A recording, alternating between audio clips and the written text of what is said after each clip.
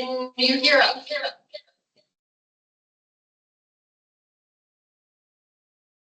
I can hear you guys. Awesome. A little bit of an echo.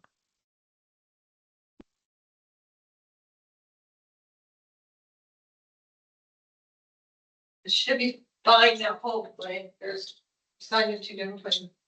Let's see if I can figure out what to do.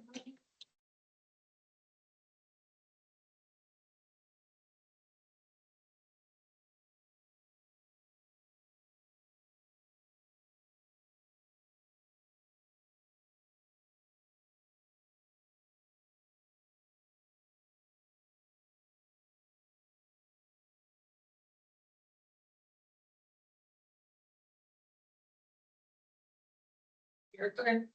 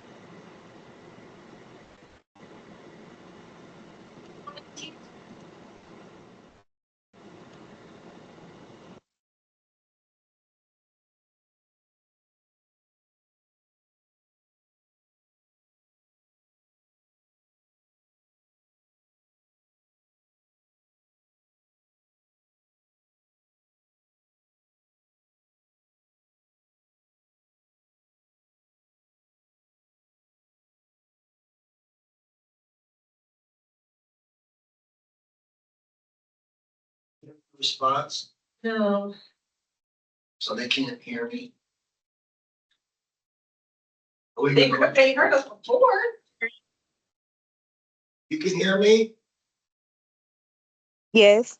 Yes. Yes. You, good to go.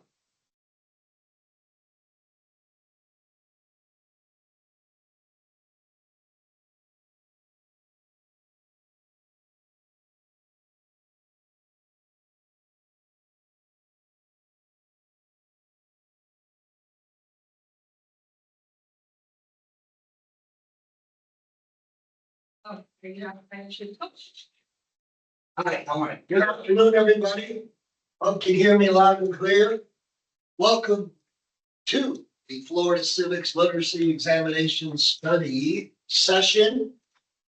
This is Tuesday, August 14th, which we will be covering parts 1 and 2. And what I mean by that, the test itself is 80 questions. Your job, per se, is to get 48 out of 80 correct. 48 out of 80, which is a 60%. The test itself is divided into these 4 categories that you see here, the 4 competencies of the FCLE. We are covering the first 2 today, principles and practices of American democracy and the United States Constitution and its application. Now, while we're going over all these terms, I have taken the test twice myself. I'm going to try and remember the best I can questions and terms and events that I remember that will be on the test. So I'll pass that information along to you, or the types of questions, okay? That doesn't mean you're going to see the exact question, but you might see it in a variation of the question that I received, because there's several different combinations that you might take that very day, all right? But that's why I decided to take it twice, because the first test was a little bit different from the second test.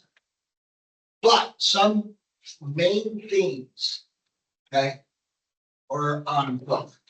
So I'll do the best I can to get you through today. And then on Thursday, if you feel we want to join again, we will cover the founding documents and landmark Supreme Court cases. Well, also, I have, if you want to type in my email. You already typed it in? Okay. Send any requests to that email, and I have other, and Amanda shared with me, I'll share with you PDFs and PowerPoints that I created on the Constitution and on these landmark Supreme Court cases. And it's about 6 attachments that I will send you, along with the link to this recording today, in case you want to watch it again. So it's Shanti A, all lowercase, Shanti A at pbmc.edu. Give me a chance to get home tonight and have dinner, and after dinner, I'll be more than happy to send you the PowerPoints, PDFs, okay, which will also be helpful. All right, so let's start. Today, again, we're covering A and B, part 1. I can tell you this. Each question that you have on the test can be filed under these categories. Principle of democracy. Popular sovereignty is a big one. Allowing citizens to engage with and give legitimacy to the government through the electoral process. That phrase, you might be asked, the preamble of the Constitution, the first 3 words, we the people, is a reference to this popular sovereignty. We decide who governs us. In theory, I know there are some skeptics out there. Sometimes, and as a history professor, I am too. But in theory, it's a beautiful thing. You also might be skeptical about rule of law. No one who resides in a state is above the law. There was a question. Speaking of which, just popped into my head. There was a quote by President Richard Nixon. He addressed the press. A reporter asked him about the presidency and the law. And Richard Nixon's response was, well, the president can do it, and the president can do anything, then it's not against the law. Okay? So when I responded to that, it was a multiple choice. And all, by the way, all questions, all 80 questions are in multiple choice form. Okay? All 80 are in multiple choice form.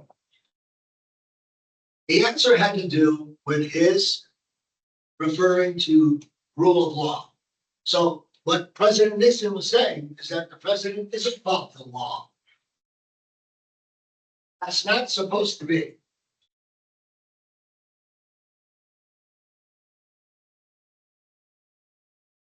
think if the president can do it. That the president is above the law. Okay? Now, you might, if, another reference to that, recently with all the Epstein files and there might be a cover up, is that those very wealthy people who were part of the Epstein ring and that all that is violating the rule of law because they're so wealthy that the law doesn't apply to them. Okay. Limited government. Power of the government is limited by law. Think of the Bill of Rights. Be a question on that. What is an example of limited government? Sure. The government cannot infringe in the United States, or it's not supposed to, on your freedom of speech, on your freedom of the press, on your freedom of religion, on your right to bear arms. Government, state, or nor federal cannot infringe on your right to due process. Your right to a fair trial, and your right to counsel. Amendments 5 and 6. It's all part of limited government. There are restraints and separation of powers. We have 3 branches, each with its own responsibility. We have a Congress. When I send you the United States Constitution PowerPoint, which I'll be more than happy to send you, we will go over the Constitution. We will delve more into the creation of Congress, which is the legislative branch, the creation of the presidency, which is the executive branch, and the creation of the Supreme Court, which is the judiciary branch. Okay, each has its own responsibilities. It's their separation of power. We're also, even though it's not up here yet, and I don't want to confuse you, but there will be, as part of the separation of powers, what's called checks and balances. Or each branch will block the other so that no branch is more powerful.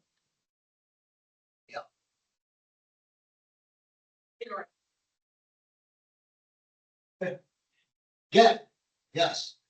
Remember, this is in theory, how it was supposed to be. Of course, when you're dealing with human nature, when you're dealing with power-hungry people, when you're dealing with greed, when you're dealing with people with different interests, with different angles, sometimes it seems, especially now, that the executive branch has more power than the other two. It seems that way, and in reality, it probably is. But it's not supposed to be. Okay, moving on. There's going to be about 11 of these principles. John Locke plays a major role. He's an English political philosopher, John Locke, right here. And his belief in the social contract theory. There are some, you might want to, can you admit that? There are some historical based factual questions on the test. So make sure you know the definition of what this period known as the Enlightenment is called. Because all of these men here, Ben Franklin, Diderot, Burke, Jefferson, Voltaire, and Locke are part of this Enlightenment. It is a period in time. It's an intellectual movement, 17th and 18th centuries, based on reason, nature, and how man can improve his condition.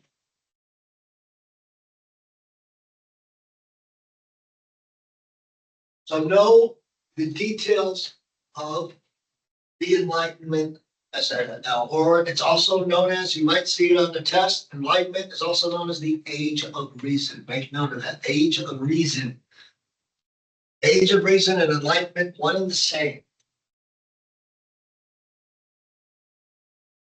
Now, what is John Locke's social contract theory based on? It's a relationship between those who rule and those who are ruled. Those who rule and those who are ruled. And it's only valid if it's based on us, our consent. We give it validity. Contract itself. Individuals respect the natural rights of life, liberty, and property. Sound familiar? Yes. Be part of the Declaration of Independence, except property will be replaced with pursuit of happiness. Also, part of that contract, we as citizens refrain from certain action, meaning we follow the law, in exchange for protection and other benefits. In case we do or are falsely accused, there are elements in place there to protect us. Due process, right to remain silent, a right to counsel, all of those things come in as part of the social contract. Government agrees to abide by the rules it set forth by being validated by its citizens, and in return, our rights are protected. Defended. Okay. Separation of that, I mentioned this before. This, you might see the word tripart. Tri, like tricycle, right? Think three. And then you see tripart system, it means it's a three-part system. He was on the test. Forget the whole full French name. Sorry, that's just me. Just know him as the Baron de Montesquieu. He came up in three branches. You could see that question. I had that on one of the two tests. Separation of powers. Now, again, we already defined that. Each branch, right? Congress writes the laws. By the way, Congress is made up of the House of Representatives. Its membership is based on population. And the Senate. There are 2 senators, all 50 states, which make 100. There are 435 members in the House of Representatives. And then together, you get 535.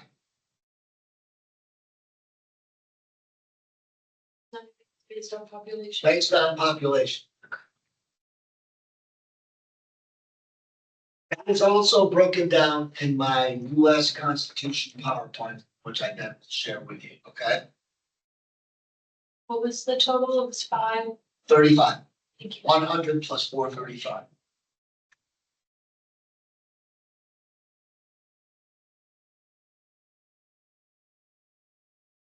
So, and then the executive branch is made up of the president and the cabinet, president, vice president, cabinet. The judiciary branch is made up of the Supreme Court and all federal and circuit courts. Every level. So there's your 3 branches. Now, what's the checks and balances? Each branch takes action against the other. Check, block, whatever you want to call it. We have a situation right now. Sure, you've heard it on the news. War with Iran. But is it the administration, including the president, saying at times it's not a war? Why? Because he knows, according to the Constitution, there's a check.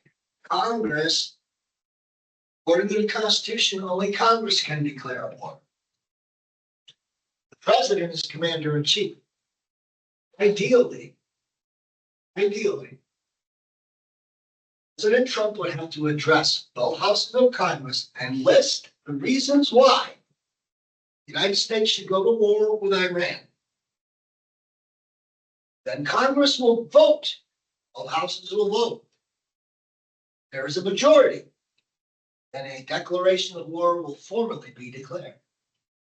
This did not happen.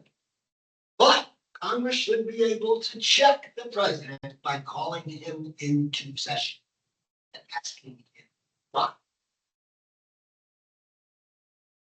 they're not gonna take it upon themselves to do that, then all of this is just theory. That's what's supposed to happen, and that's a check, and that's a balance. That happened periodically in American history, where sometimes one branch does seem to have the advantage and the power of the other. In this case, it certainly is. President at this point in time has more power than the judiciary or the legislative branch. This is a matter of fact right now. It's not supposed to. It's supposed to be a balance. The Supreme Court did, in all fairness. Remember the tariffs. The Supreme Court did rule several of the tariffs that were an executive order by President Trump, declared them unconstitutional. So they did do their part to an extent. In all fairness, I have to say that they did. And that is a check. Issues a tariff. Yeah, that's their responsibility and their separation of powers. Congress controls the purse. House of Representatives controls the money.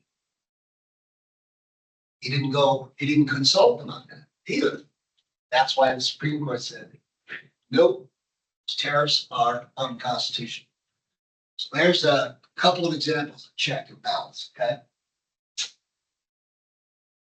Rule of law, due process. All individual businesses and government are held accountable for the same legal codes. Yeah. Rule of law centers on the concept no one is above the law. That's how it's supposed to be. Due process. As far as due process, ensures that the government follows specific procedures in situations where an individual's basic rights are at stake. Great example for you. Someone being arrested or having their house searched without a warrant and have probable cause. And there are situations which dictate that. But normally, I can't go out there and if a policeman breaks my window and reaches in to try and take something out of my car, whoa, wait a minute. It's a violation. He didn't go through the due process. The actions of ICE agents. There was complete lack of due process. That's why, one of the reasons why, the Secretary of Homeland Security was fired. Because her agents acted without due process. And you'll find in the Constitution, and I'll cover that later on, that yes, ladies and gentlemen, everybody present here, even immigrants are entitled to due process. Illegal immigrants, that is, I'm sorry, even illegal immigrants are entitled under the 14th Amendment. Due process. That is the law. Amendments.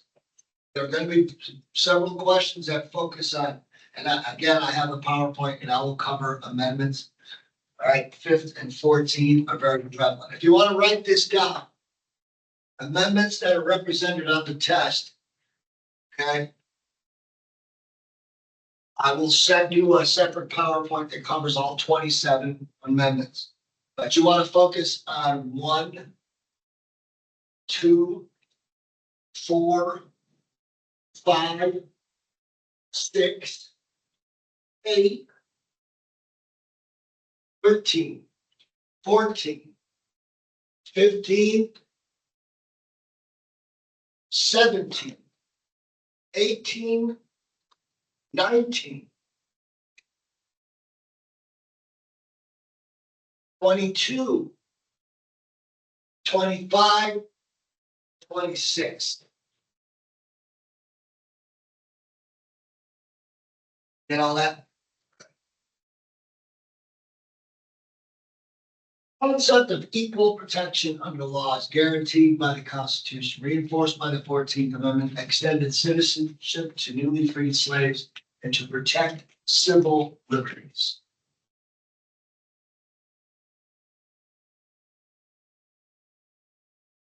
No state, equal protection refers to Even though this is in the Constitution,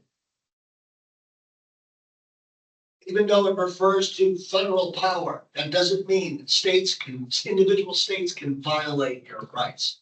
Okay? Individual states cannot. Government Florida, the state police in Florida, governor of Florida cannot violate your rights, which are protected under federal constitution, even if state constitutions are written differently, which they are.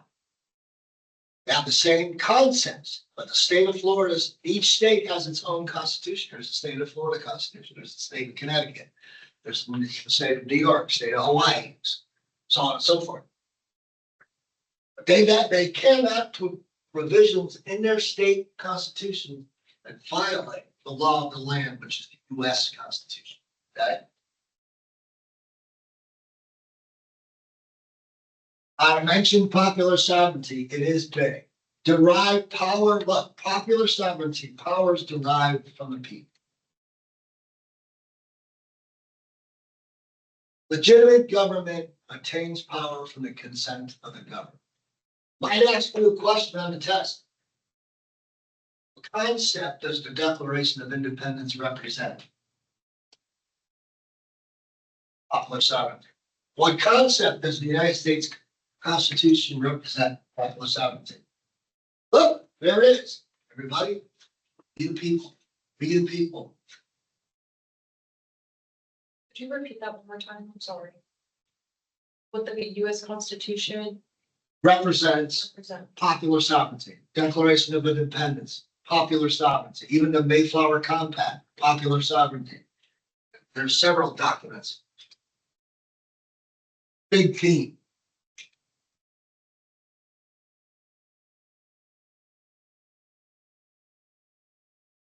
So look at these, actually going through the PowerPoint, because I'll send you the PowerPoint again.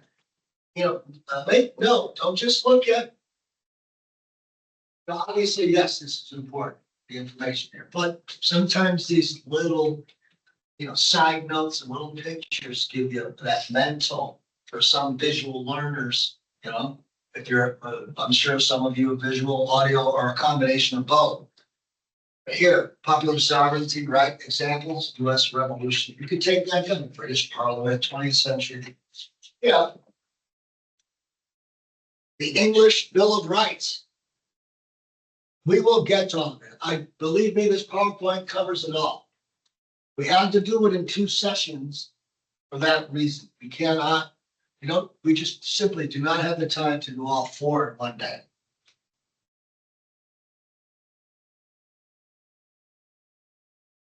Natural rights, natural laws.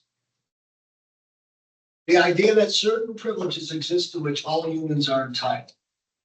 Now, shouldn't this apply to anybody living in the United States? Legally or illegally? Notice, under natural rights, these rights are universal, unalienable. That means they can't be taken away. Understand what that word means. It's on the test. Sometimes it'll read inalienable. Both mean the same thing. Okay, don't get confused. They're both, according to Webster's dictionary and Oxford's dictionary, unalienable. Sometimes you'll see it as inalienable. It's okay. Same thing. Okay. Means it cannot be taken away. God given.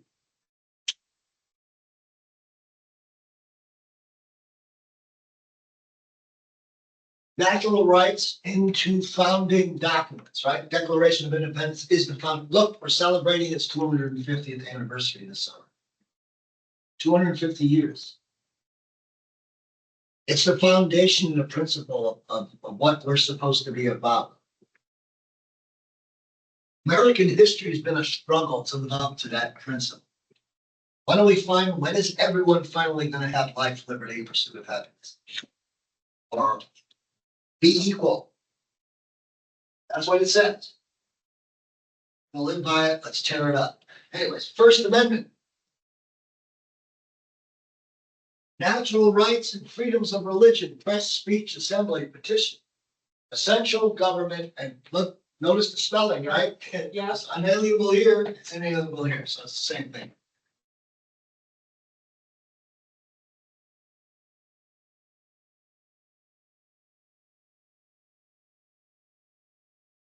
We do review documents that have been significant in American history besides the Declaration and besides the US Constitution. We'll delve into that were very influential in civic literacy. Oh, now what the idea, that was a question. What is federalism? What is federalism?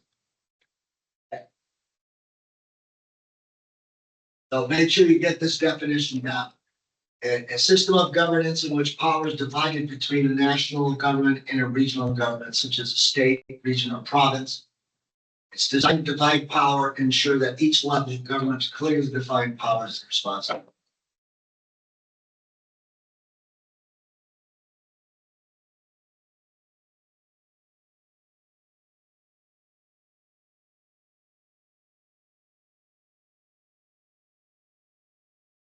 A couple of examples could include, right? Both the federal government and the state of Florida have the power to tax. That's a shared power. Both the federal government, and the state of Florida can conduct. Well, the state of Florida can conduct commerce between other states, but not with foreign countries.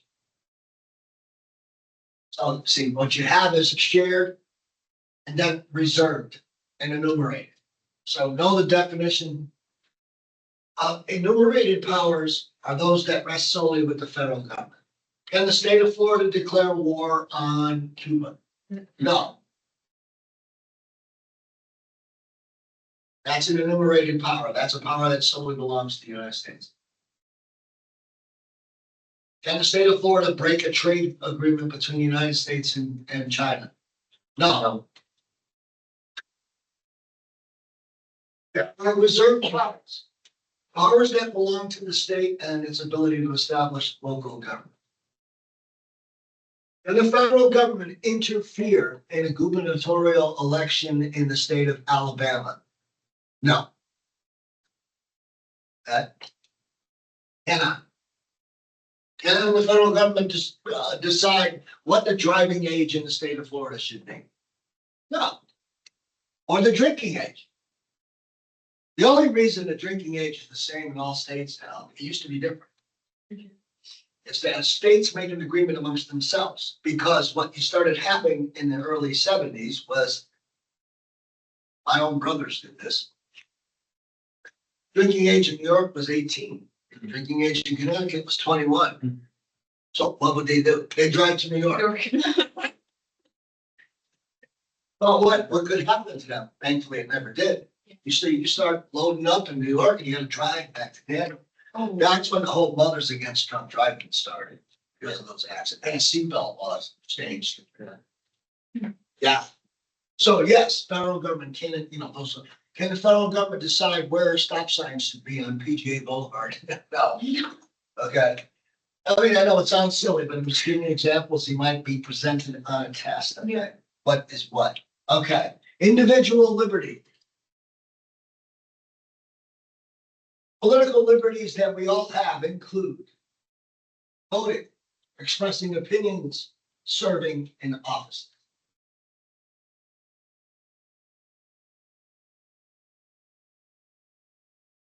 That is also called enfranchisement.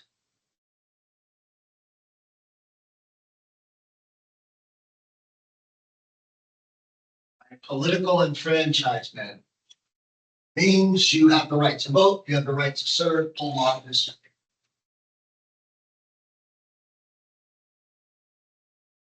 Religion has been an influential force in election. There is a movement, a Christian nationalist movement right now, which supports our present president. However, if you go back, we're celebrating 250th anniversary of the Declaration of Independence. And I'm going to point out to you three founding fathers who wanted nothing to do with religion and government. Thomas Jefferson, John Adams, James Madison. They were revered. Thomas Jefferson, and I quote, Christianity neither is nor ever was a part of the common law. John Adams, the government of the United States is not in any sense founded on the Christian religion. Need to study our history, ladies and gentlemen. So do our politicians. James Madison, religion and government will both exist in greater purity unless they are mixed together. Right? It might be a question on the test, but what famous event occurred in Salem, Massachusetts, which prompted them to say, whoa, we need to separate church and state? What was it? Salem witch trials, 1692. The Salem witch trials was influential. Future leaders like Jefferson, Adams, and Madison, because religion was tied together with the law of the village of Salem in Massachusetts. The hysteria broke out. Innocent people were accused and executed. We cannot have that again. That's why. It's dangerous, it's toxic.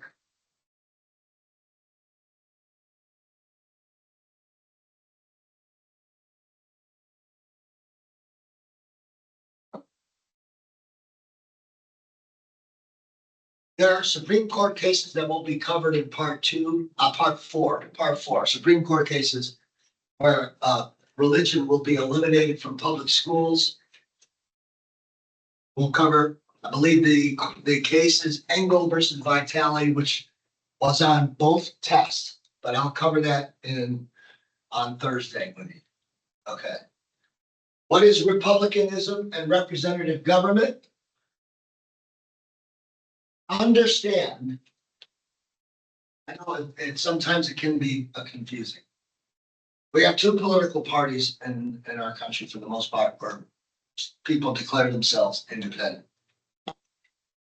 Right. One is labeled a Republican Party, but they have their own agenda and principles. One is labeled the Democratic Party. Those are names of two separate groups. However, if you take the words individually, they both have their own individual definition that describes the process, the political process. Okay? For instance, word republic means that we live in a country where we elect our representatives. Notice the root word, rep. Republic, representative, rep. We elect representatives. We do not directly drive to Washington, D.C. and participate in the writing of legislation. We elect representatives to do so. Okay.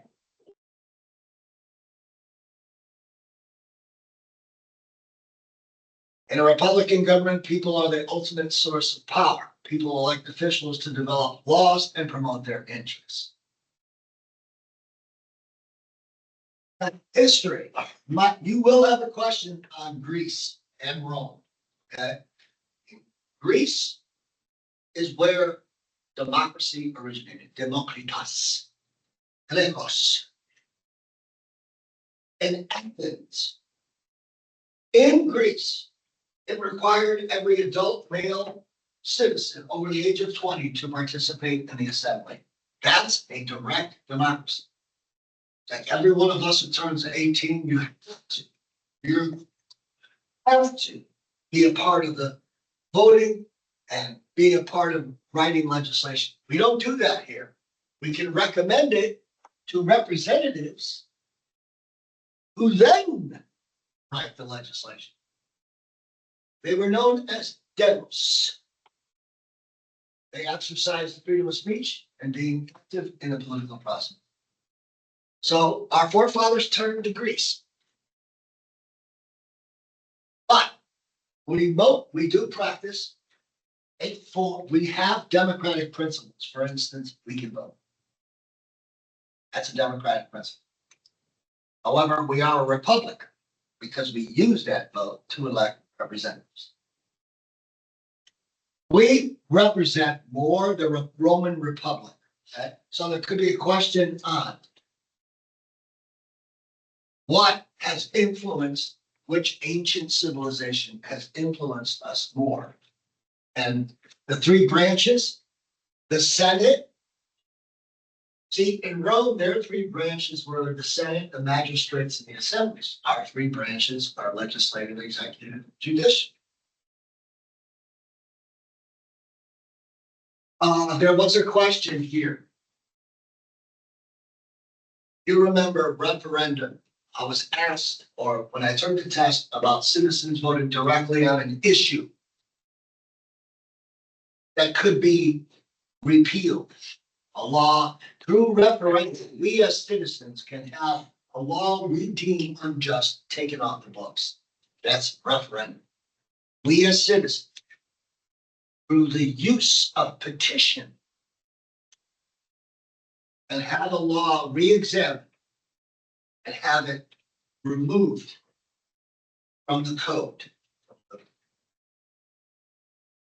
And that referendum was on the test. And that comes from, and the question, yes, which principle which allows citizens to petition to have a law removed? That's it. What was it? Comes from ancient. Let me rephrase that. I'm trying to get it right. Which principle from ancient Greece allows citizens by petition to have a law removed from civil code? Referendum. That I know for sure. I was on that.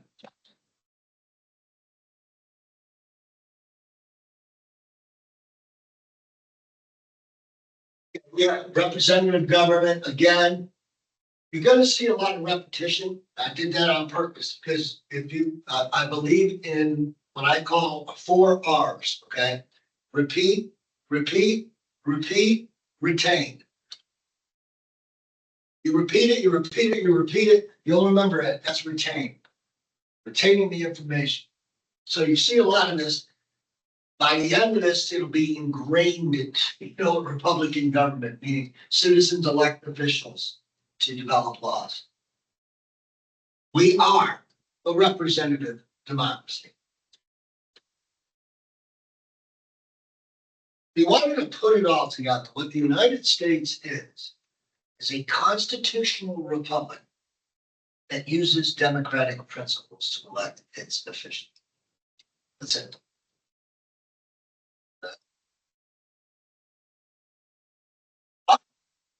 Speak constitutional republic. Citizens elect officials to represent them on the government stage, right? Powers granted by a written document that both limits the powers and ensures the protection of citizens. That's it. That's it right there. What we are. We're supposed to, in theory, live by this written document that limits the powers of the government, Bill of Rights, and ensures the protection of its citizens' natural rights, Bill of Rights.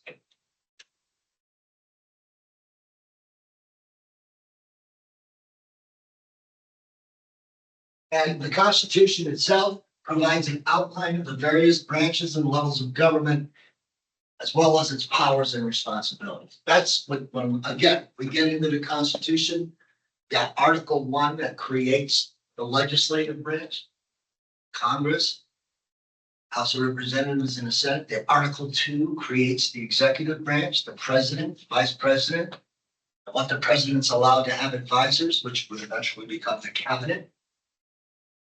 Okay. Sure. And you have, the third, Article 3. Creates the judicial branch. Bill of Rights is an explicit protection of citizens' natural rights. Even though I'm gonna get to it on the Constitution, today, today, right? Yes, that's the second part, yes. I'll get to it and then I'll break it down then. I don't want to confuse anybody. Bill of Rights, we'll get to that. Characteristics. You will get a question on the test. This was the question. It's been a while. I'm gonna try to remember the best I can. Question is, a ruler dies. And because his son is next in line, he becomes ruler. This is an example of, and you're given 4 choices. I want you to write, if you want to take that, that's what it was. A ruler dies, a son is next in line, and the only reason is in power is because it's, the line of succession, family, blood. And it has to do with monarchy, and you might want to write down divine right. Right here. So if you know the principles of what a monarchy is, you'll see source of power believed to be divine right, ordained by God, okay? So if you have a question that basically outlines that a relative takes over, like the son taking over for his father, simply because he's the son, not elected, has to do with divine right and monarchy.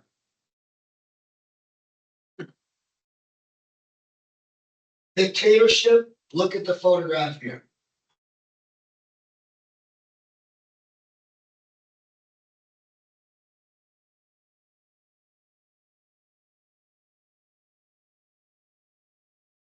You might get a question that refers to, this is a type of government where the government controls all aspects of government, promotes equal distribution of wealth, nationalizes industries. You're looking at socialism or communism, okay? So there's the difference between the three.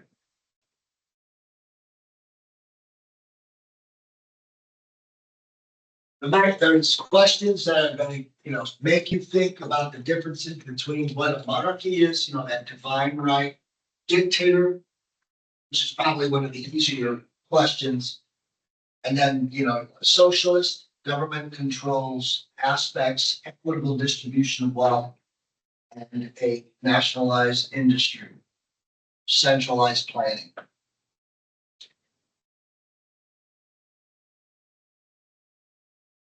What is constitutionalism? Philosophical and practical foundations focusing on limiting the power of government. Constitutionalism is limiting the power of government, protecting individual rights, maintaining rule of law. 3. Government's power is limited. Make sure Bill of Rights, individual rights are protected. And no one is above the law. That would be perfect, right? That would be utopia.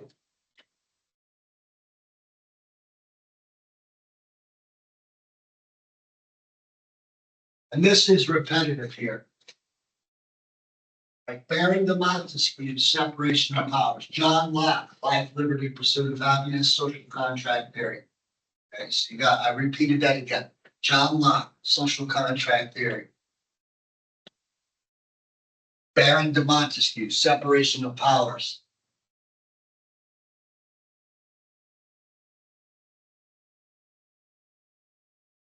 We also, the principle of majority rule, minority rights, and equal protection.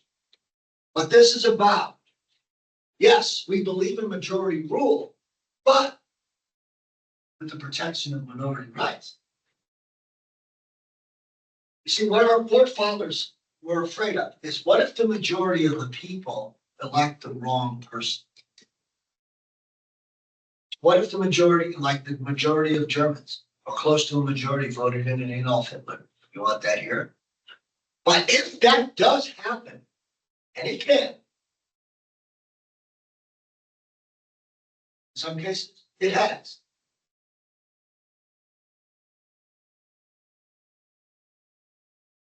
Minority rights need to be protected. This means a minority of people that did not have lost the election to the majority that voted the wrong person. That a person who's going to try to attempt to take away your rights. That's the thing. They're trying.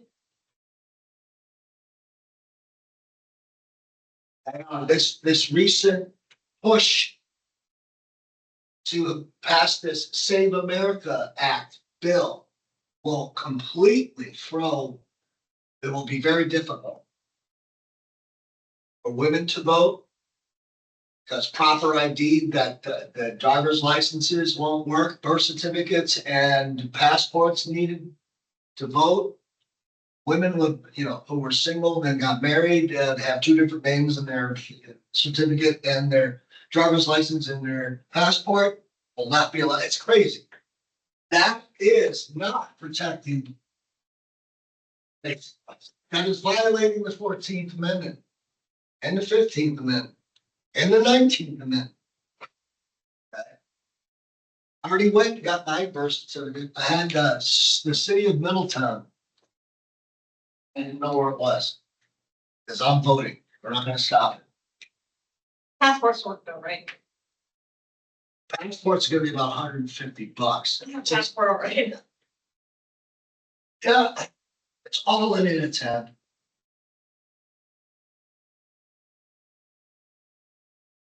We're supposed to, speaking of elections, free and fair. We've had free and fair elections. They're supposed to represent the will of the people. They are essential in a democratic society. Allows each citizen to engage in the voting process without barriers, such as intimidated and forced fees. What's going on with this SAVE Act is an attempt to turn back the clock to the 1950s and 1960s, when literacy tests, poll taxes, and the Ku Klux Klan were at voting booths in the South to intimidate, murder Black citizens who had the right to vote under the 14th, 15th, and 19th Amendments legitimately. Shame on them. That is what this, and it's a disguised version. I see it. It's a disguised version of Jim Crow segregation and poll taxes and literacy tests. And you might as well, if they're gonna put ICE agents at, that are gonna intimidate us at the voting booths, they might as well, why don't you bring the KKK through, they can come and burn a cross and wear their sheets, it's the same thing. Same thing, it's not supposed to happen. Don't be scared. Don't be intimidated. All right.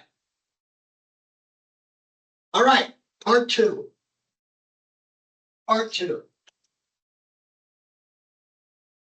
I have a separate PowerPoint, which I think you'll, I think it's well organized and it gives you a lot of the historical context to it too, like who was there, who contributed. I love this part here. Ask yourself, as citizens, I know you're preparing for this test to pass and get your degree. And I admire that and I respect that. But also, when you're approaching this test, think of yourselves as people who are living in this country and what you want for yourselves and for your children. And what the first part of this document says. Now, we the people of the United States, a more perfect union, establish justice, ensure domestic tranquility, peace every day, provide for common defense, promote the general welfare. Is that what we're living in now? And how can you change that? Okay. This is what this was supposed to be about. So what do we have?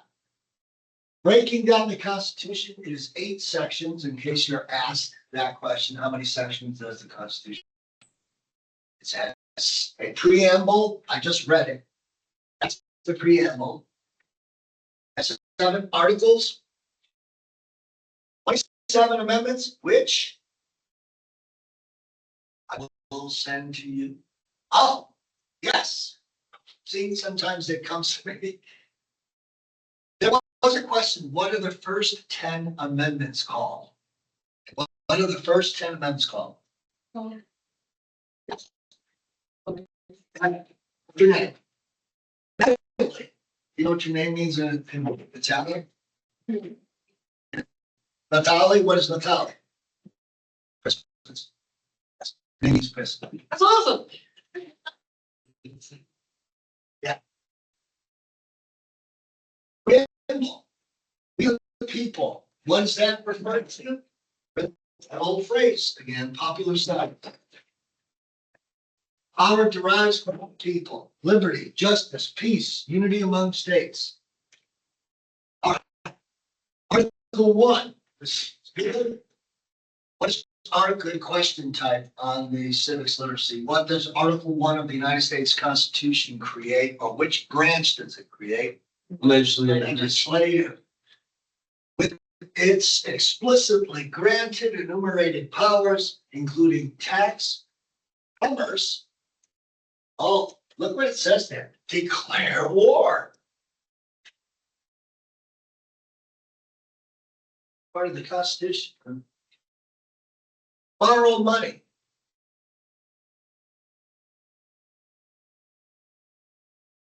Live at a time where we view the president as the government. We see the president, he or she someday is the focus, the symbol. But think of this, everybody. Article 1 creates the legislative branch first, which means our forefathers' focus, their main focus was to think of who will represent the people first.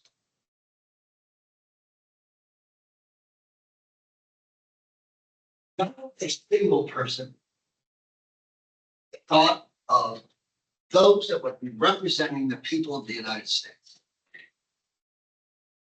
Recently, those people have taken a vacation.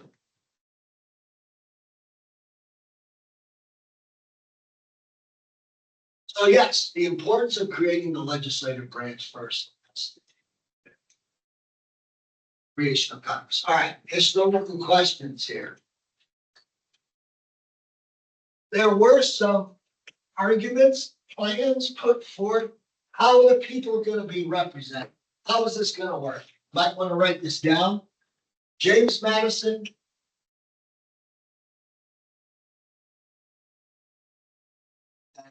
Edmund Randolph.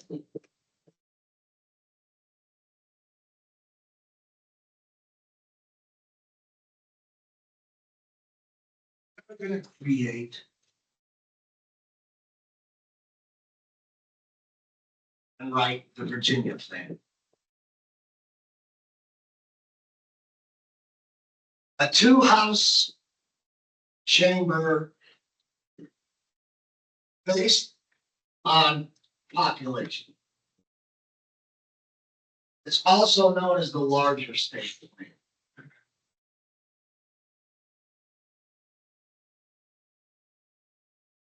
So, which means both houses, whatever he wanted to call them, I believe it was House of Representatives and a Chamber of Magistrates. I think that's, I remember, it's just, don't worry about that part.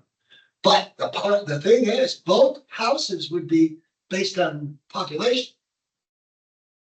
So the states with larger populations would have a huge advantage. Okay? So William Patterson of New Jersey says, whoa, wait a minute. That's not fair to us. We'll never have a say. States like New York and Pennsylvania and Virginia will be dictating legislation because they have more of a population. So William Patterson writes the New Jersey plan.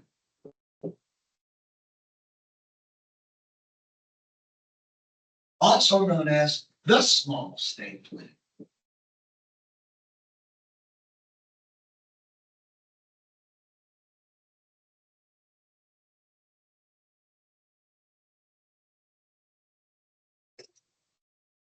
One state, one vote. Each state, equal representation.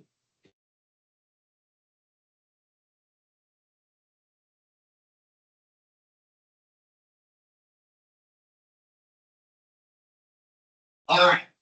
Of course, James Madison and, wait a minute, that's going too far too. That doesn't properly represent the areas that have a large population. So here comes old Roger Sherman.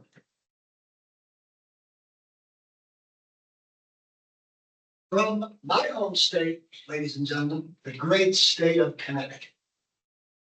I know it's kind of small, but look at its men's basketball and women's basketball teams, okay, college. Just kidding, okay. Roger Sherman writes this, the great compromise, also be aware, because he's from Connecticut, they also call it the Connecticut Compromise. So it can be referred to as both, okay? Great compromise right here.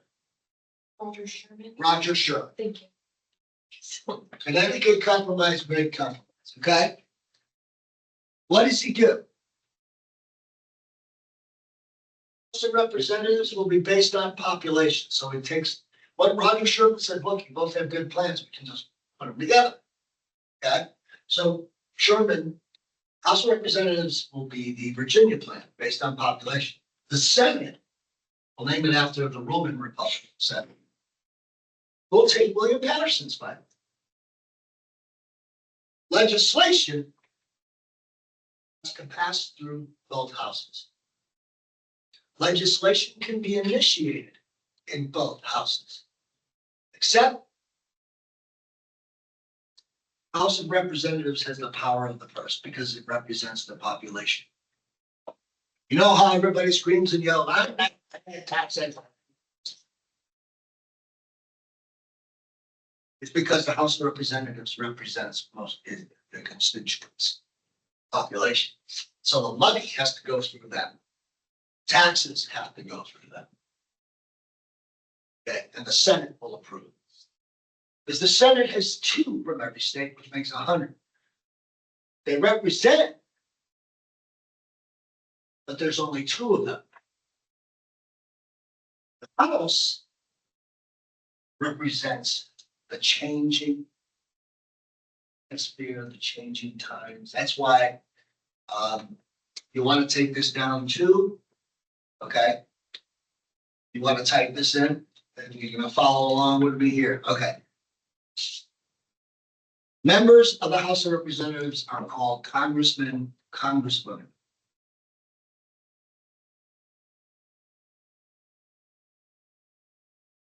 Have to be 25 years old, at least. Congressmen, congresswomen, depending on the gender. 25 years old.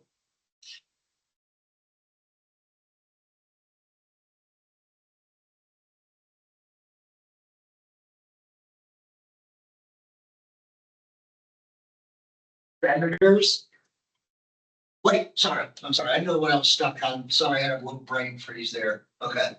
Go back to members of the House. What did I say? 2 year, I'm sorry, 25? What else? They're just called congressmen and congresswomen. And to serve a term of 2 years. 2-year terms. They can be reelected as many times. That I disagree with too. A term limit should be put. I'm thinking 6 terms, 12 years. President has a 2-term limit. Why shouldn't they? Our population, our country is changing, evolving all the time. People are growing, getting older, times change. Hey, sometimes maybe they're not, the people that are elected to that office in so many ways can become complacent or become too powerful. One or the other. Time for fresh voices. Okay, Senate. At least 30 years old.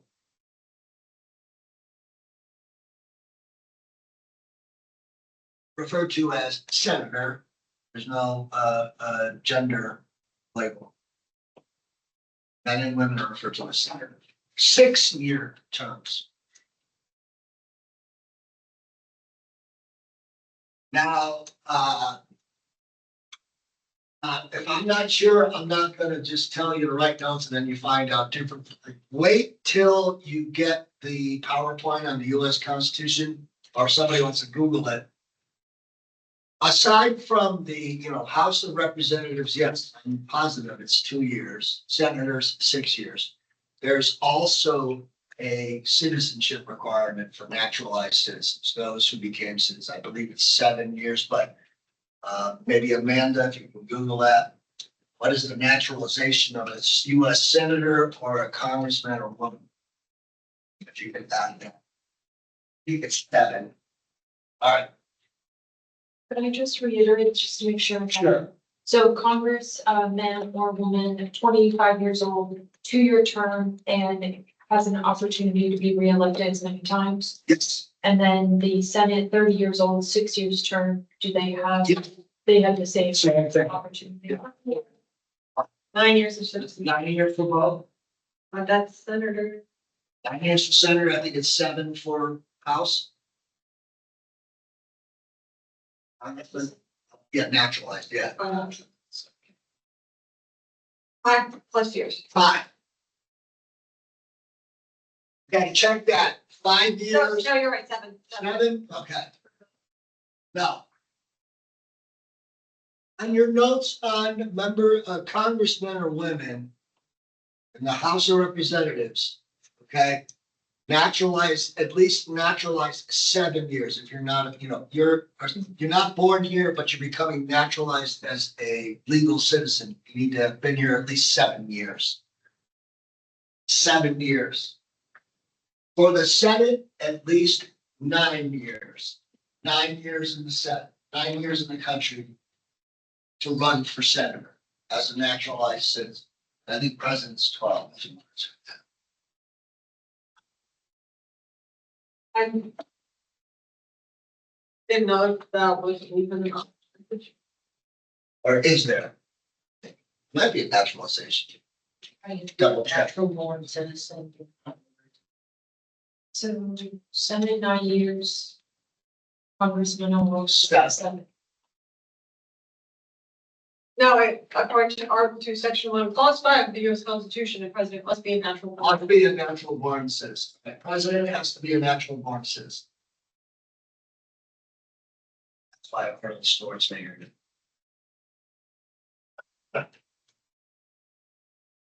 Okay.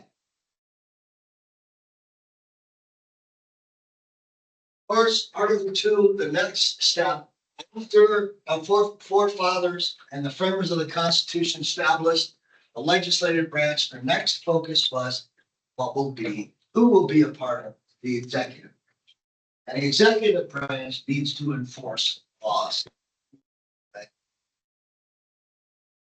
Executive branch is made up of the president, vice president, and then the cabinet.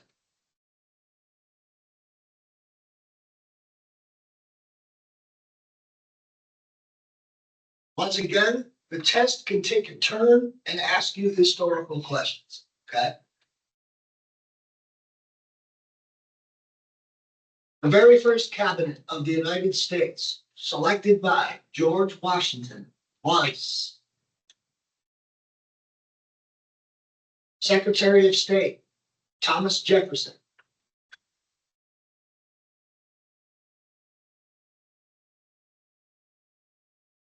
Secretary of the Treasury Alexander Hamilton,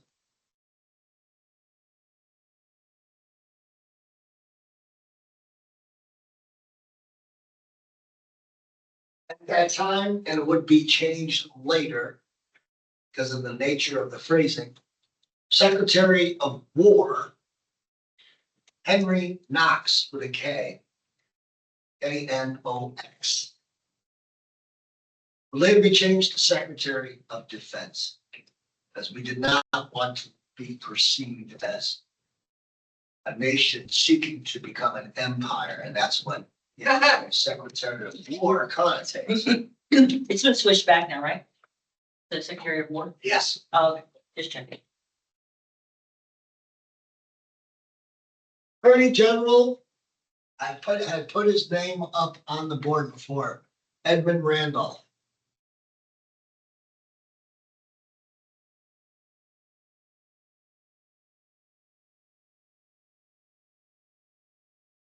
Just while we're there, and I'm in the zone.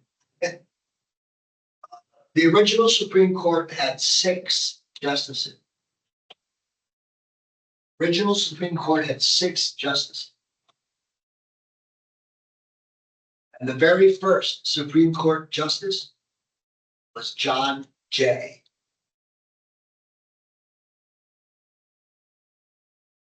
Six justices, you said? Yes.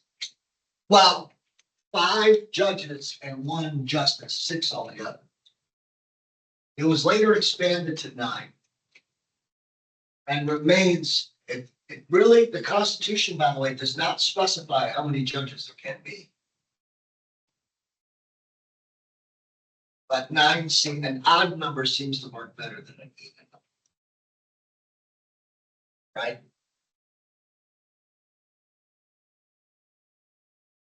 Okay, so the commander in chief, here's a check and balance, right?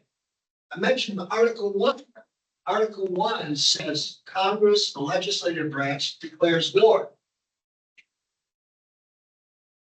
But the executive branch, in the form of the president, is the commander in chief.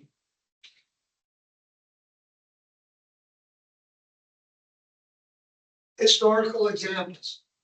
Might want to look them up or Google them for time's sake, so we can get to them.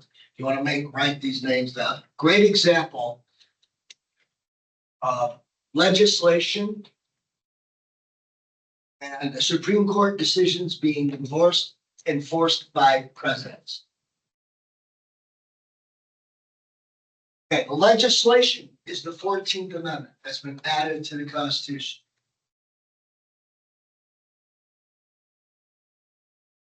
These are examples of how beautiful it can be when it works right.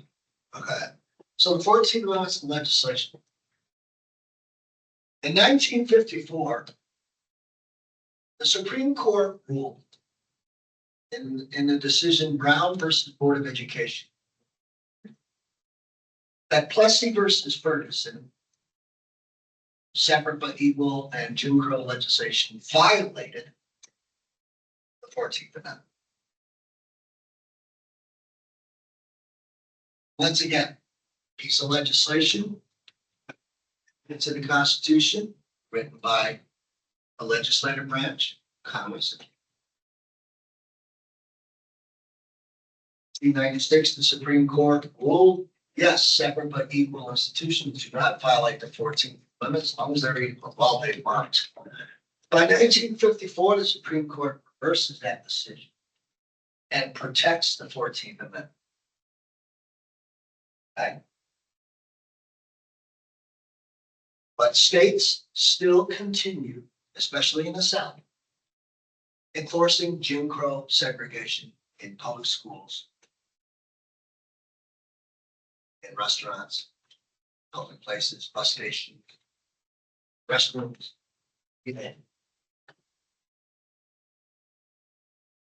1957, 3 years later, it was time for the federal government and the executive branch to enforce it.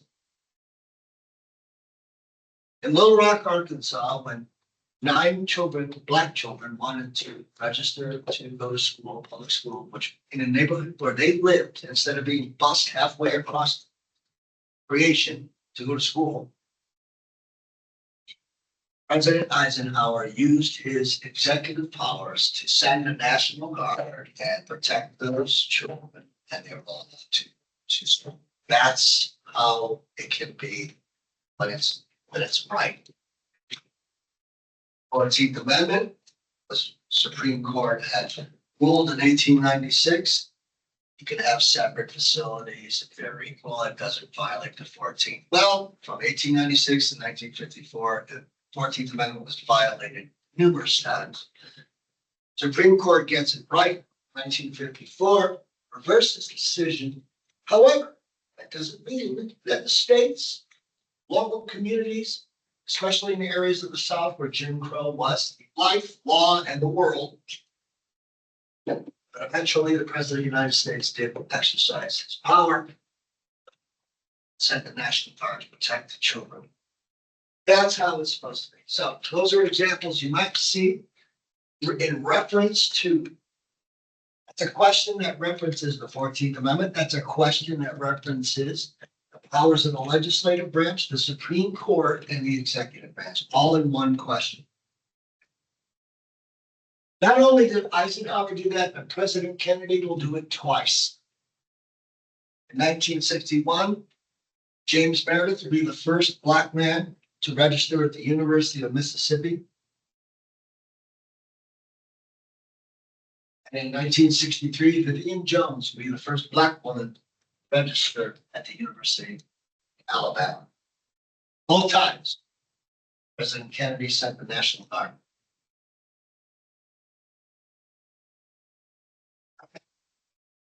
Item 3. Judicial branch interprets the laws. I just gave you an example. There'll be, and we'll get to that on Thursday, major Supreme Court decisions, which were horrible, which were controversial. You imagine there are so many divisive, polarizing issues that the Supreme Court has to sit and weigh. Their job is to interpret it according to the Constitution. Roe versus Wade in 1973, and then the reversal of Roe versus Wade are two examples of how emotionally charged both sides can be over the issue. Have a good one. Thank you, Amanda. Round of applause for Amanda, everybody. I hope I will see you. Yes, take care. Thank you. Thank you. Okay. Make sure you read through these sections. All that you did, the Supreme Court determines laws and other actions violating the Constitution. Once again, I just want to reiterate, not to worry, I will go over major Supreme Court decisions on Thursday, okay? And I will be sending you the PowerPoint to all 27 amendments. There also is a PowerPoint on major Supreme Court decisions. You can also Google them. But I do have most, if not the ones that, on Thursday, I will cover that, so don't worry. Section 2 explains the Supreme Court's jurisdiction to hear and make legal decisions. Cases pertaining to the Constitution or federal law. I mentioned before President Trump's tariffs and how the Supreme Court overturned his executive orders on certain tariffs, not all of them, because of constitutional law. Okay? If there are disputes between citizens from different states, the Supreme Court will hear those cases. The Supreme Court deals with foreign ambassadors, international waters, and lawsuits against the United States. All federal trials will be jury trials and will be heard in the state the crime is committed, except impeachment hearings. Article 3, Section 3 defines treason as betrayal against the United States. It includes war against the United States. Controversial in the Civil War. the Supreme Court dealt with the leaders of the Confederacy, like Jefferson Davis, Alexander Stephens, and how Robert E. Lee, people who would become heroes in Southern legend and Southern lore, but their action, perilously close to treason. Did they or did they not wage war against the United States? Great question for your Civil War class. But once again, the law and those enforcing the law are two different things. Look at it historically, Abraham Lincoln's thoughts were to repair the country and not to go forward, but punishing the leaders of the Confederacy. So that there goes to show you, even though the laws on the books depends on the people that are in positions of power, whether they want to enforce that law or not. Article 4 provides an overview of the relationship between federal and state government. This in here, there were questions regarding sections 2 and 3. Citizens have the same rights in all states. Doesn't matter. You get on a plane, you hop a plane there, you leave Florida and you go to Connecticut, you have the same rights in Connecticut that you do here. This one right here. Yes. Question about an example of a person that committed a crime in Georgia and went to South Carolina, was held more than 48 hours. And the question was, what should happen next, or what should we do with the person that's being held? But the answer is that person needs to be returned because it's a violation of their rights too, but they have to be returned to the state where they committed the crime. So the example on the test was that guy commits a crime, a robbery in Georgia, goes to South Carolina, he's captured in South Carolina, they hold him for more than 48 hours without charging him, which is a violation of his right. What should happen next was the question. Well, they give you options and I chose. Doesn't Georgia like say, hey, we need that guy? And Yeah, well, they still have held him, but he needs to be returned back to the state of Georgia. Like that was the answer. Yeah. Those were the only, I don't remember the other three options. Okay. Then just to remind all of you again, every question's multiple choice. Section 3, Congress has the power to admit new states.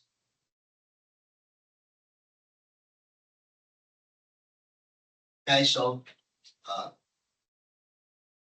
the Louisiana Territory that was purchased by Thomas Jefferson, 14 new states would come out of that. Congress had the power to admit it. Historical context, Texas Revolution, Texas. The Battle of San Jacinto receives its independence from Mexico, and it takes 9 years before Congress would admit Texas into the United States as a state. Texas got its independence in 1836, would become a state until 1845.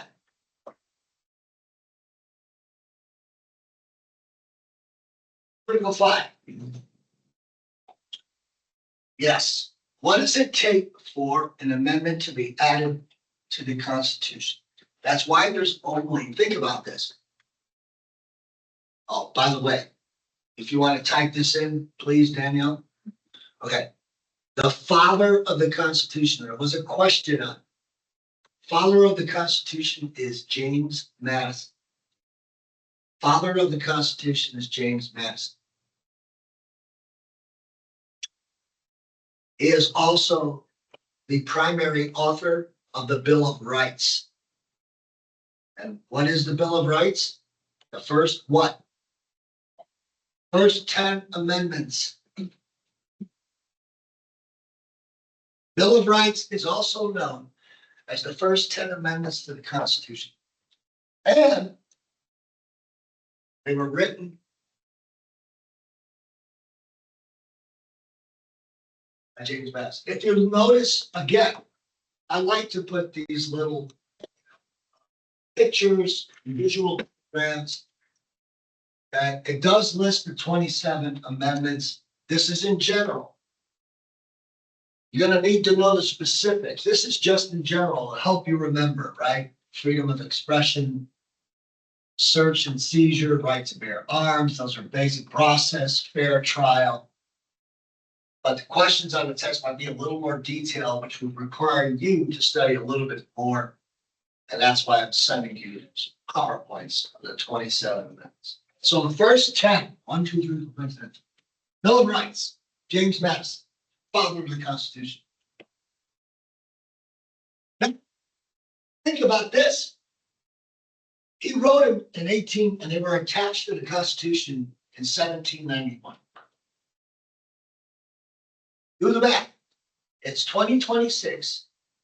Subtract the 1791. So since 1791, only 16 amendments have been added to the original 10. And 10's already on the books.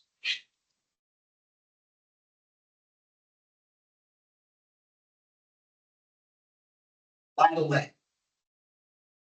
we'll get to it. We'll get to it. Okay, so make sure you go through the process of amending the document, Congress proposals and ratification. Propose means to bring the idea up for discussion, for debate. And you vote to see if it should be ratified. So you're going from 2/3 of a majority can propose an amendment. 2/3 of state legislatures can propose an amendment. Once the proposal gets through the process, and it needs 3/4 of state legislatures and 3/4 of state conventions. That's why it's so difficult. Think about 2/3. We're not talking about a majority. Majority is 51%. 2/3 is 66%. 3/4 is 75%. That's why there's only been 16 amendments added since 1791. That's a long time. Process is difficult. Article 6.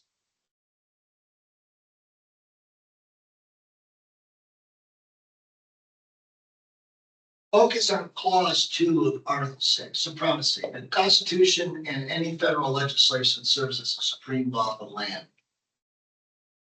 Repeat that to yourselves every once in a while when you watch the news. You hear some of these governors, you hear some of these people say, oh, the federal government has too much power. Hold on a second. This is the problem. People don't read or know the Constitution. And you know what? That's not your fault. Because guess what? I guarantee you, 75% of those people who are supposed to be representing us, including the President of the United States, don't know it either.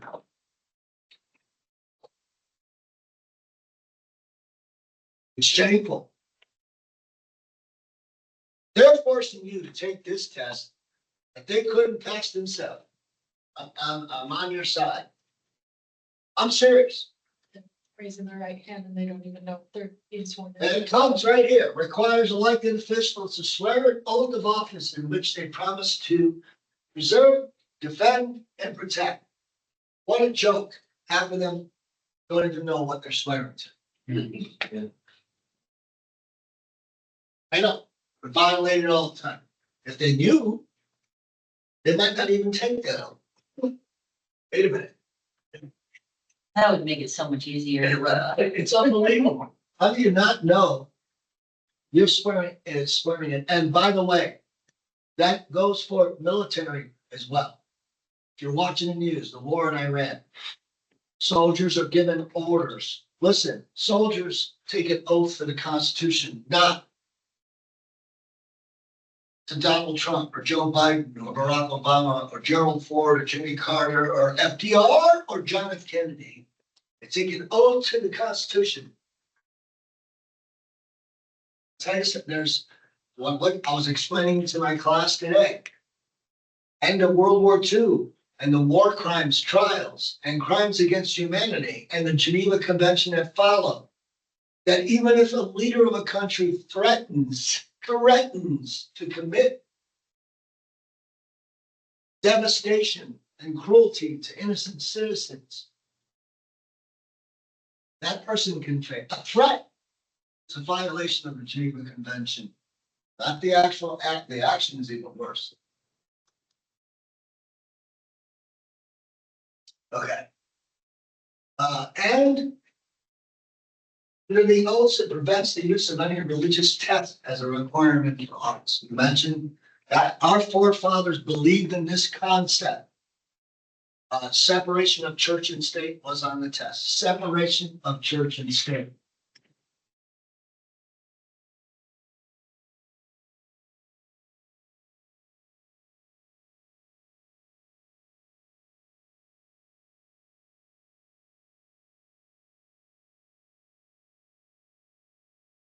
Article 7 and the process.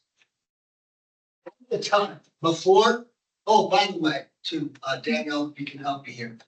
The Constitutional Convention occurred between May and September 1787. It took place in Philadelphia. Between May and September 1787. When it was finished, look up here under Article 7. They have written that 9 out of 13, so the document's done. They made copies.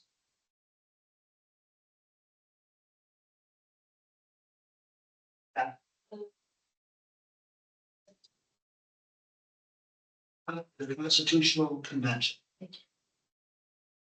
Okay, copies would be sent and given to the early framers, who then went back to their states, went to their state conventions, and then the Constitution was debated, whether it would be ratified or not. So what Article 7 says is that they agreed before they left. They made an agreement, all 55. Okay. 9 out of 10 states ratify it, it becomes law of the land. 9 out of 13. Okay.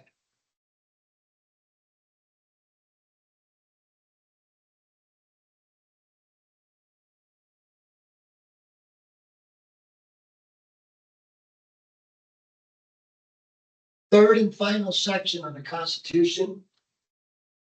Again, I will send you the amendments. You can review them. First Amendment, Second Amendment, Third Amendment, all the way 1 through 27. Your focus is going to be, once again, I'll repeat it. 1, 2, 4, 5, 6. Oh, and 8, that's cruel and unusual punishment. Sorry. Sorry, that's why I wanted to roll through it again, because I forgot 8 last time. 1, 2. So give an example. Is this considered cruel and unusual punishment? Choice of 4. So 1, 2, 4, 5, 6, 8, 13, 14, 15, 17, 18, 19, 22, 25, 26. These are amendments to focus. Yes. Yeah. I mentioned it before, but I forgot to, Amanda put it in. I just forgot 8, Daniel. Sorry.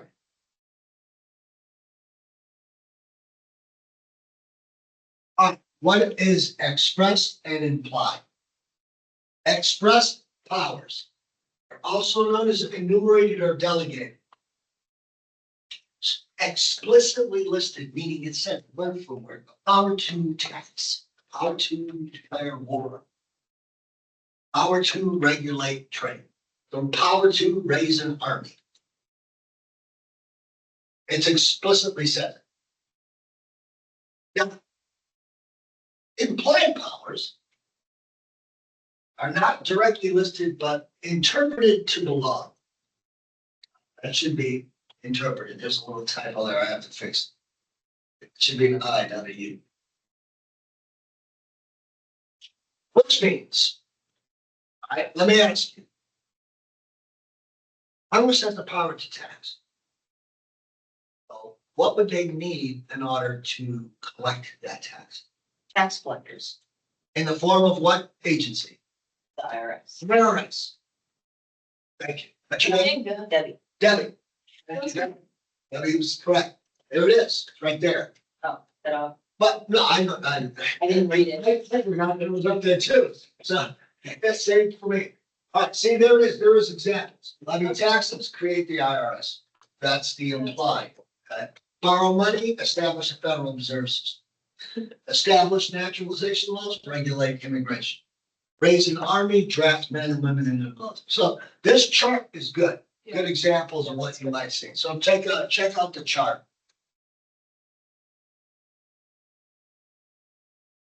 When you get to this slide, and I send it to you, if you need it, okay, you can click on, what you do is when you download it, and your arrow, you're using a mouse and your arrow hovers over here, it's gonna say, click, control and click, control and click.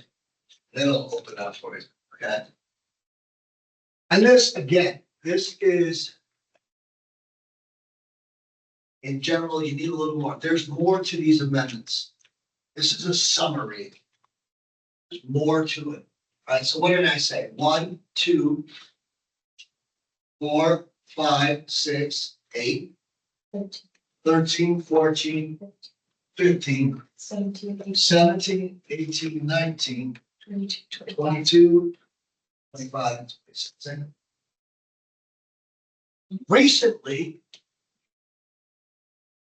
the actions and the threats that President Trump made have some government leaders wanting to impose President, 25th Amendment, 20.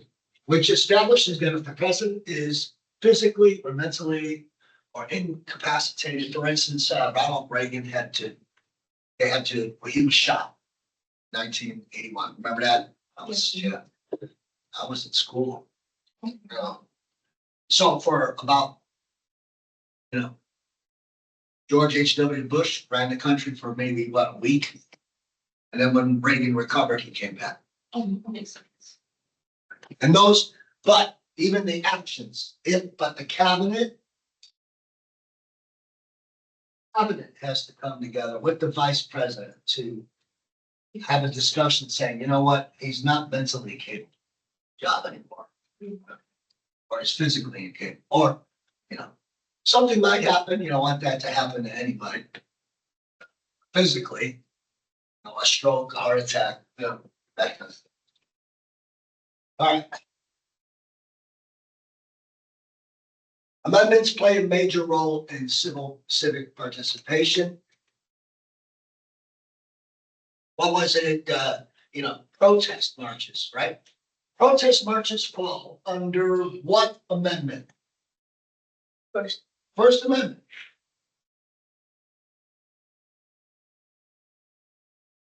Fourteenth Amendment, equal protection to all foreign and natural born citizens. There it is.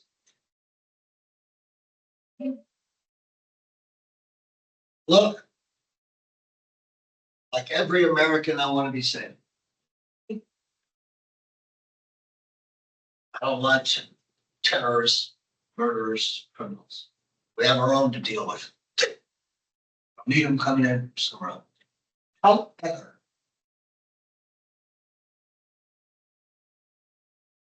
I believe in the process of doing it humanely and correctly. Period. The 14th Amendment. Or, you see, I applaud the radical Republicans. That's what they were in 1868. It's a different Republican Party than the party today. These were the radical Republicans of the 1860s who believed that blacks should have the right to vote. All people in this country are born here are citizens and can go through a process if they're not becoming citizens. Wow, what a radical idea, huh? Crazy. Trying to live up to the principles by which the country is founded. You know, they did. I applaud them. Those were heroes. They wanted that to happen at a time when the majority thought was blacks shouldn't have the right to vote and aren't equal. These guys they were bomb. I mean, they were tough. And they wrote this amendment, got it done. And it's been violated more than any other in the last 120 years. But yes, the actions of ICE agents in Minnesota and in other places are violating 14th Amendment. Conduct investigations properly, arrest them, allow due process to take its course. That's it. All right. Equal selective incorporation utilized by the Supreme Court to apply the Bill of Rights to the states and prevent infringement of civil liberties through the 14th Amendment. So even through selective incorporation, all agencies need to act accordingly. Look at this at the bottom. The most powerful tool to promote equality across the United States, the most powerful tool, the 14th Amendment. In many ways, my opinion, it's just my opinion, 14th Amendment is more important than the first. Specific. Okay. Political parties, you'll have questions about it. Federalists, anti-federalists are the very first political parties in US history. And it has to do with the power of the federal government. So our first political parties, why were they established? Because two sides viewed the power of the federal government differently. The Federalists viewed that the power of the federal government should be strong. The anti-federalists viewed that states should have more power than the federal government.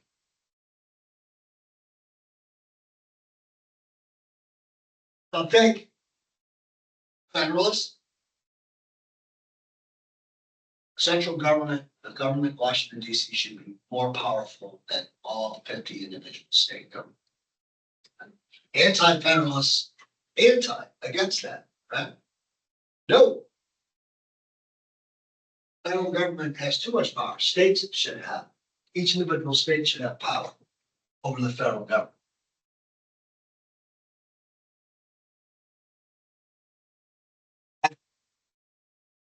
Make note, please, Danielle, anti-federalists will become known as the Democratic Republicans, Democratic / or dash Republican. The anti-federalists.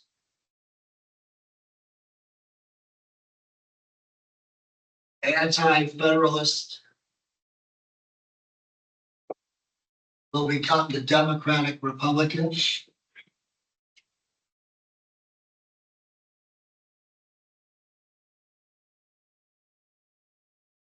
And their leader is Thomas Jefferson.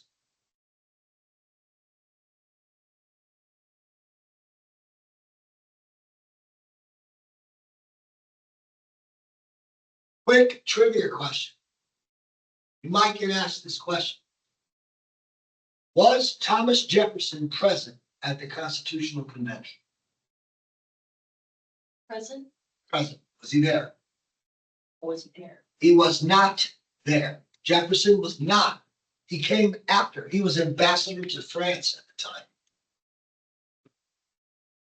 Once he found out what they were doing, he came back during the ratification process and began to argue against it. Isn't that funny though? He argues against it, it eventually gets ratified, and then George Washington still names him Secretary of State. What was the question again? Oh, sorry. The question was whether Thomas Jefferson was present at the Constitutional Convention. Whether Thomas Jefferson was present at the Constitutional Convention.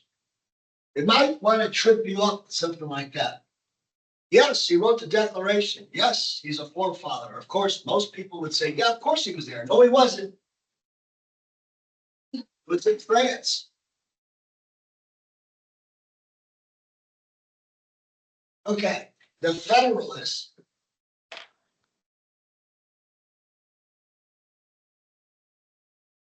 were led by Alexander Hamilton.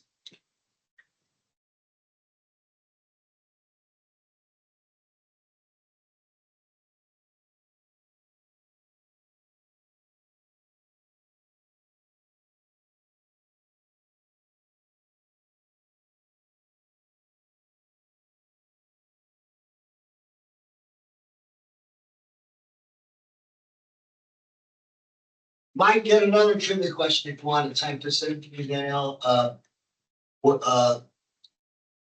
about the first and second presidents of the United States. I think the question was the first and second presidents of the United States belong to what party? The first two presidents of the United States belong to what party? That was the question. The answer is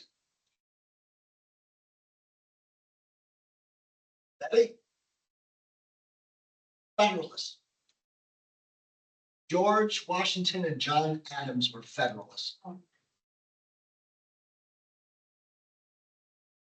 fact, they would end up being the only Federalist president, because the Federalist Party will die afterwards. So that's to be part of it, okay? George Washington and John Adams. Okay, so make sure you know what does an anti-federalist believe in, what does a federalist believe in, okay? The key, and the question you might get asked is, how is the Constitution going to be ratified if you have all this opposition to it? How to convince the anti-federalists that the Constitution work? That's a big problem. You got to get 9 out of 13 to ratify this thing. And the anti-federalists are putting up a strong argument. So what do? Bill of Rights. Okay. You want to type this in, or you want to? In order to get the U.S. Constitution ratified, in order to get Constitution ratified,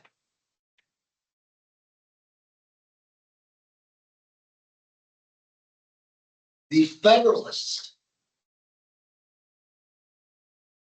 to promise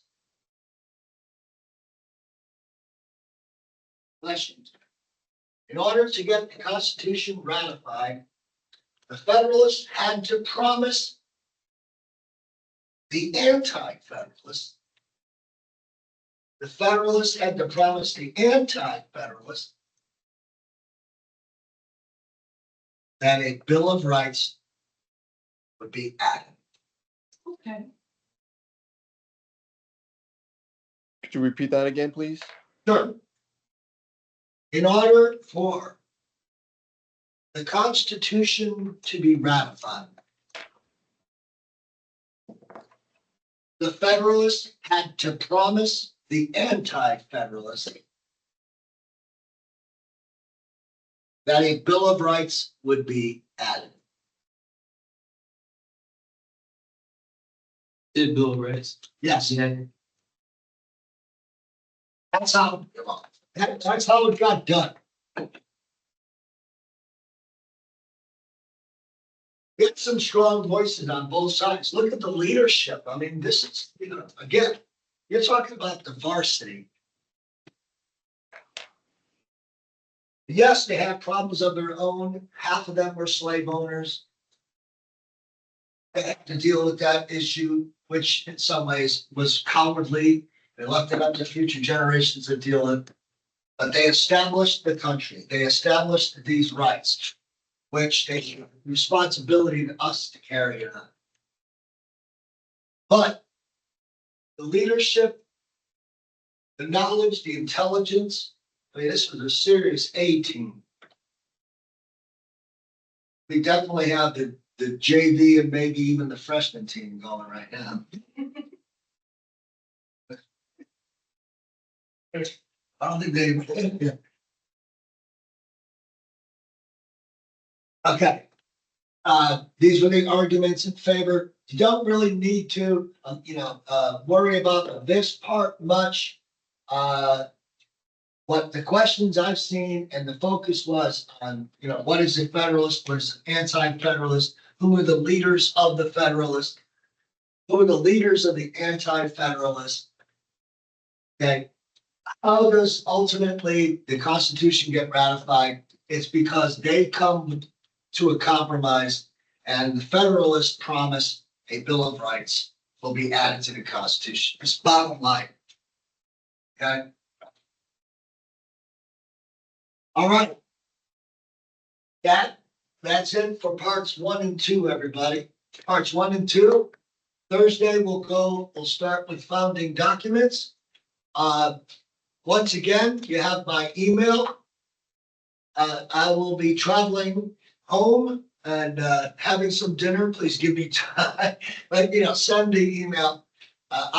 Usually I'll get back to you either before 5 or after 6:30, and I'll be more than happy to send you all the information you need.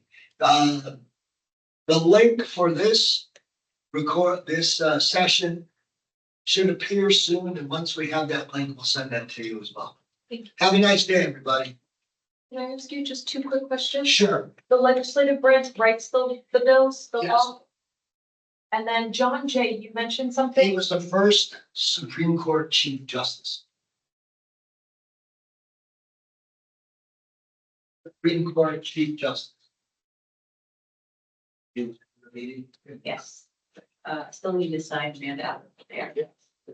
You want me to just do it? Yeah, that's fine. Can you repeat that one more time? John Jay is the first. Supreme Court Chief Justice. Thank you. You're welcome.